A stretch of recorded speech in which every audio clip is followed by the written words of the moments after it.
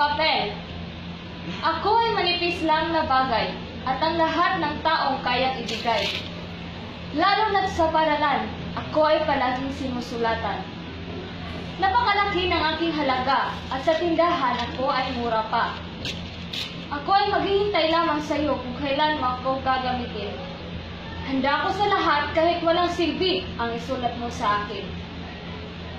Kahit ito man ay nakakasakit sa kapwa-tao, ayos lang sa akin at wala akong pakialam kung ano man ang sabihin mo sa akin.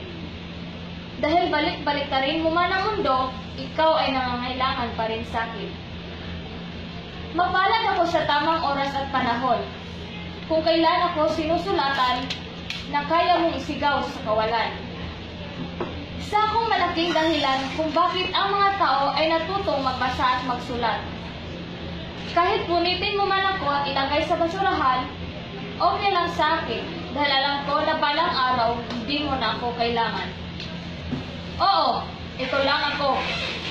Walang kayang magawa ay ang tumulong lamang sa iyo. Kahit na wala akong halaga, dahil na ako isang papel lamang na binabalikan mo tuwing nangangailangan ka. Kahit minsan ay binabato mo ako, kahit ako'y gawin mong panglinis ng mga dumi, lalo na sa blackboard, whiteboard nyo, ay di pa rin ako nagre-reklamo. Alam mo kung bakit? Kasi mahal kita.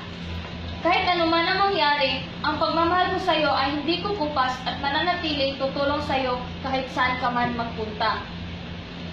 Oo, marami akong nakasayang tao. Pero isa lang ang nais ko, ang mapasaya ka sa bawat guhit mo sa katawan ko. Ang hugis kong hindi makakalimutan at maalala mo magpakailanman.